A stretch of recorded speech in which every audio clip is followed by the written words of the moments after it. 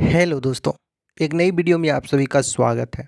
साथियों, आज इस वीडियो में हम कवर करेंगे लोकसभा चुनाव से संबंधित टॉप 30 क्वेश्चन आंसर जो आपके एग्जाम के लिए मोस्ट इम्पोर्टेंट है। तो साथियों, अगर आप वीडियो को देख रहे हैं तो पूरा देखिएगा। वीडियो के लास्ट में एक टेस्ट लिए हैं तो उस टेस्ट को जरूर दीजिएगा।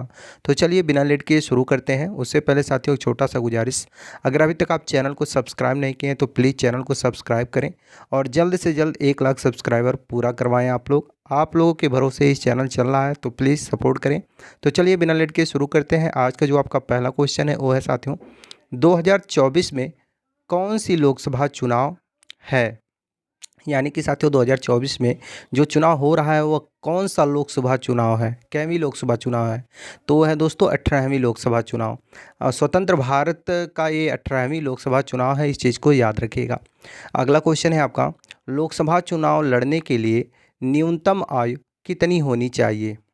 वेरी वेरी इंपॉर्टेंट क्वेश्चन साथियों आपके एग्जाम के पॉइंट ऑफ व्यू से, और एग्जाम के लिए बहुत ही महत्वपूर्ण प्रश्न है और इसका राइट आंसर करिएगा 25 वर्ष। यानी कि लोकसभा चुनाव लड़ने के लिए न्यूनतम आयु 25 ईयर्स होना चाहिए। अगला क्वेश्चन है आपका, वर्ष 1952 में भारत के पहले लोकसभा चुनाव में कितने राष्ट्रीय दलों ने भाग लिया था? तो साथियों अगर हम बात करें 1952 में भारत के पहले लोकसभा चुनाव में कितने राष्ट्रीय दलों ने भाग लिया था? तो 14 राष्ट्रीय दलों ने भाग लिया था। अगला क्वेश्चन है आपका, लोकसभा का चुनाव पहली बार किस वर्ष हुए थे? यानी कि साथियों पहली बार लोकसभा चुनाव किस वर्ष हुआ था, ये क्वेश्चन पूछ रहा है।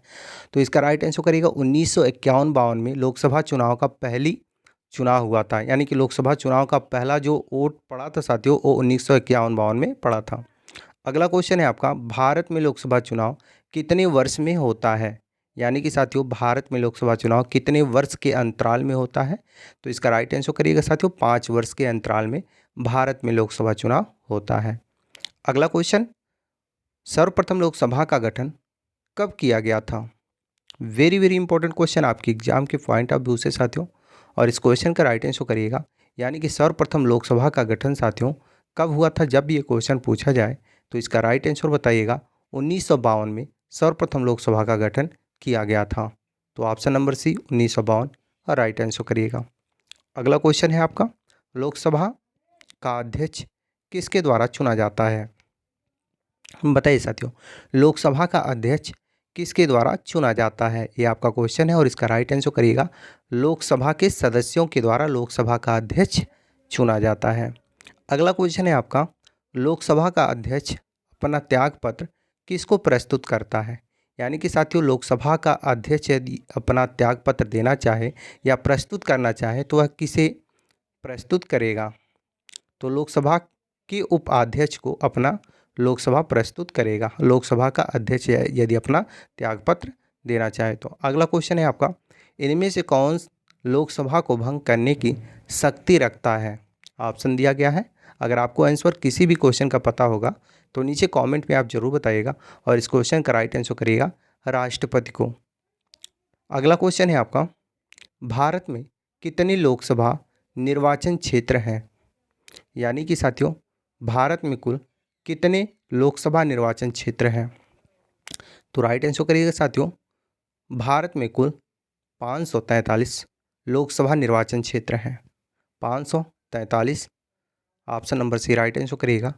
अगला क्वेश्चन है आपका, स्वतंत्र भारत की लोकसभा का पहला सत्र कब आयोजित किया गया था? याद रखिएगा साथियों, स्वतंत्र भारत की लोकसभा का पहला सत्र कब आयोजित किया गया था? जब भी ये क्वेश्चन पूछा जाए तो इसका राइट आंसर बताइएगा 13 मई 1952 को। अगला क्वेश्चन है आपका, एक वर्ष में लोकसभा के कितने सत्र होते हैं?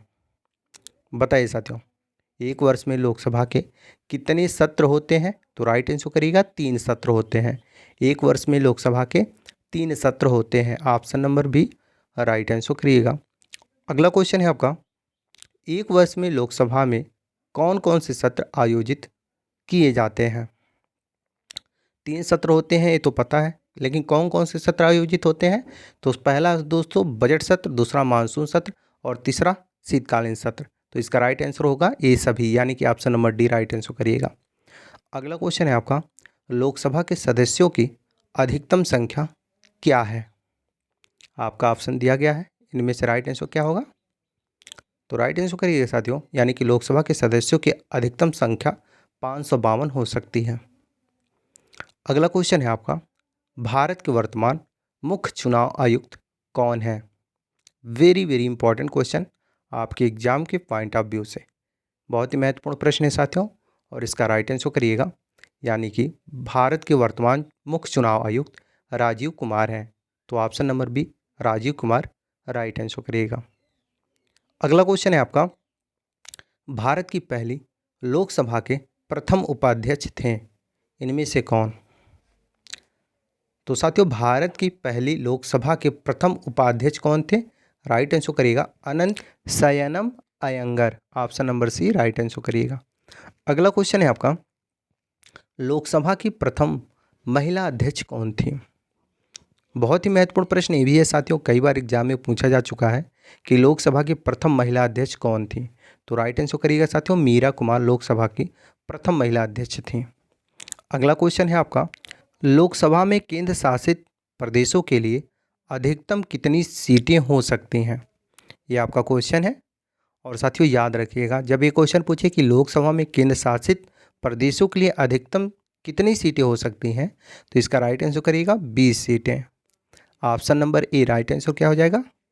20। अगला क्वेश्चन है, लोकसभा का पीठासीन अधिकारी कौन होता है? यानी कि साथियों, लोकसभा का पीठासीन अधिकारी कौन होता है? ये भी क्वेश्चन इंपॉर्टेंट है, तो याद रखिएगा, जब ये क्वेश्चन पूछे तो इसका राइट आंसर करिएगा लोकसभा स्पीकर, यानी कि अध्यक्ष। तो साथियों, इस क्वेश्चन का राइट आंसर करिएगा ऑप्शन नंबर ए। अगला क्वेश्चन है आपका, जब अध्यक्ष और उपाध्यक्ष दोनों के पद रिक्त हों तो लोकसभा की अध्यक्षता कौन करेगा?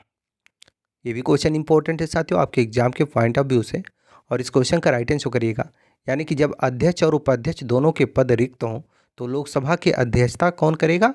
तो राष्ट्रपति द्वारा मनोनीत लोकसभा सदस्य जो होंगे साथियों वो करेंगे। अगला क्वेश्चन है आपका, लोकसभा में आम बजट कौन प्रस्तुत करता है? वेरी वेरी इंपॉर्टेंट क्वेश्चन आपके एग्जाम के पॉइंट ऑफ व्यू से, और साथियों इस क्वेश्चन का राइट आंसर करिएगा, वित्त मंत्री लोकसभा में आम बजट प्रस्तुत करता है।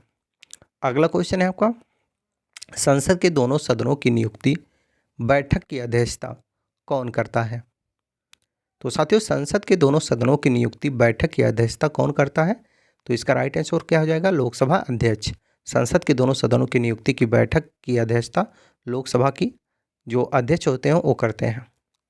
अगला क्वेश्चन है आपका, कोई विधेयक धन विधेयक है या नहीं, कौन निर्धारित करता है?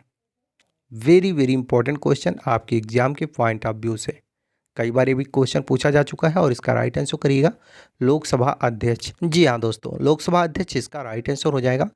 अगला क्वेश्चन है आपका, लोकसभा के जनक के रूप में जाने जाते हैं इनमें से कौन? यानी कि साथियों, लोकसभा के जनक के रूप में इनमें से कौन जाने जाते हैं?